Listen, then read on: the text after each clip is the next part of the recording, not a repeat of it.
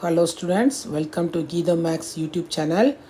இப்போ நம்ம exercise 1.1ல third sum பார்க்குறோம். Find the LCM and HCM of the following integers by the applying the prime factorization method. Prime factorization method நம்ம தான் ரெண்டு சம்மும் அதே தான் செஞ்சுருக்கோம், அதே பேட்டர்னில் தான் செய்கிறோம். ஆனால் அங்கே வந்து என்ன கொடுத்தாங்க, ரெண்டு நம்பர்ஸ் கொடுத்து செய்ய சொன்னாங்க, அங்கே வந்து 3 நம்பர்ஸ் கொடுத்துருக்காங்க. அதான் வித்தியாசம், ஒன்றுமே கிடையாது. ஃபஸ்ட்டு நம்ம வந்து 12க்கு வந்து ப்ரைம் ஃபேக்டர்ஸ் மெத்தடில் கண்டுபிடிக்கிறோம், அடுத்து வந்து 15க்கு கண்டுபிடிக்கிறோம், அதுக்கப்புறம் 21க்கு தனித்தனியாக கண்டுபிடிக்கிறோம். ஓகேவா?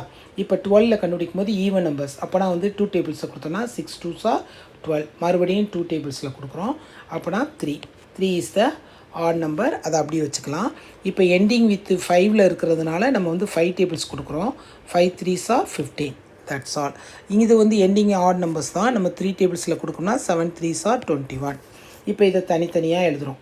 12 எழுதுனோம்னா 2 into 2 into 3, 15 எழுதுனோம்னா 3 into 5, 21ன்னு எழுதுனோம்னா 3 into 7. ஓகேவா? இப்போ மூணுலேயுமே காமனாக என்ன இருக்குதோ அதை ஃபஸ்ட்டு எழுதிக்குவோம். மூணுலேயே காமன் என்ன இருக்குது, 3 இருக்குது. அப்போனா HCF வந்து என்னது, 3. HCF வந்து 3. இதில் வந்து எந்தவித மாற்று கருத்துக்களும் கிடையாது. அதுக்கப்புறம் எல்சிஎம்ங்கும்போது என்ன சொன்னேன் நான், ஃபஸ்ட்டு HCFஐ எழுதிக்கோங்க, எழுதியாச்சு. அடுத்து விடுபட்டதெல்லாம் என்ன இருக்குது, 2 into 2 into 5 into 7. ஓகே, சரி. இப்போ மல்டிப்ளை பண்ணுறோம். மல்டிப்ளை பண்ணும்போது என்ன வரும், 2 3s are 6 போட்டுக்கோ, 2 5s are 10 போட்டுக்கோ, ரெண்டாக கம்பைன் பண்ணிக்கோ 10. அடுத்து என்ன இருக்குது, +7. அடுத்து 7 6 are 42, 42ஓட ஒரு 0 சேர்த்துக்கோ, அவ்வளோதான். செம ஈஸியாக இருக்கலாமா? கொஞ்சம் ட்ரை பண்ணுங்கள்.